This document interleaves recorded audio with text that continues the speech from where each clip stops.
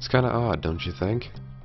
EA predicts that the PS4 and Xbox One launch sales would be amazing. Of course, Electronic Arts has predicted 10 million mark by the end of the financial year will happen for both consoles.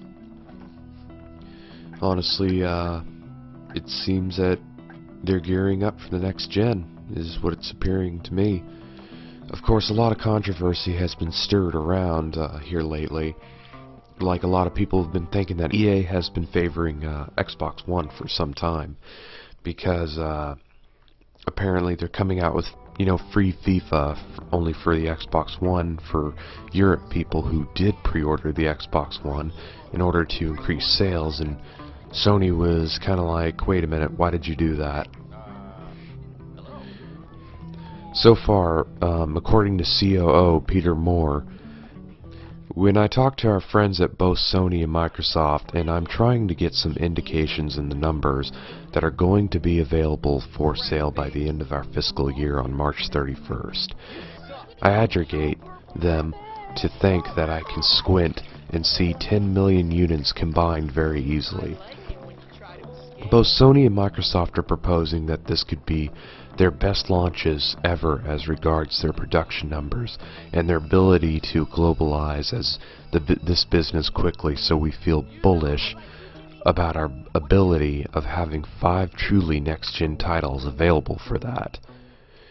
When Microsoft has yet to reveal its in-house expectations for how well the Xbox One will sell at this year Tokyo Game Show, Sony's Andrew House announced he was hopeful that 5 million PS4 consoles would be sold by March 31st, 2014. Moore's statement then implies that Microsoft has a similar figure in mind, though it's yet to share this with the world. Honestly, my opinion is that the PS4 will sell very well. I'm just specifically saying that it seems that the PS4 is going to win for the launch this year. However, the Xbox One may be falling behind because Xbox One does have a grip in the United States. But that's it. It only has a grip in the United States.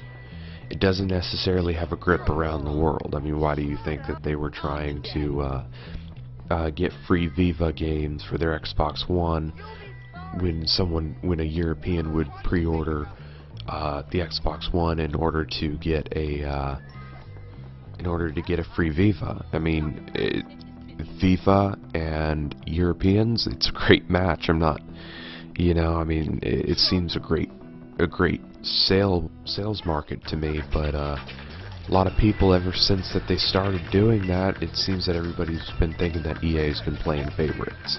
Of course, think about it. Xbox One is the home console for Battlefield 4. Then you got Madden NFL 2025, and then you also got NCAA. I mean, those are exclusive titles to the Xbox One. By saying both companies here have pieces of hardware that feel to me, certainly from my experience, that the pricing can come down pretty aggressively over the next few years. This is from the new CEO, Andrew Wilson, who just got hired on there, and I don't know, he just kind of looks like a stud that really doesn't care about anything. Yeah. Apparently he was taking the EA CEO, John, who stepped down from EA. Andrew Wilson was a former EA Sports Executive Vice President.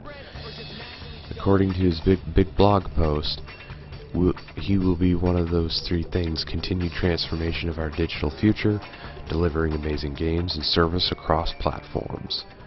Of course, I just don't know about him. He kind of, every time you look at him, he just kind of looks, But that's pretty much about it. I'll have the article linked in the description.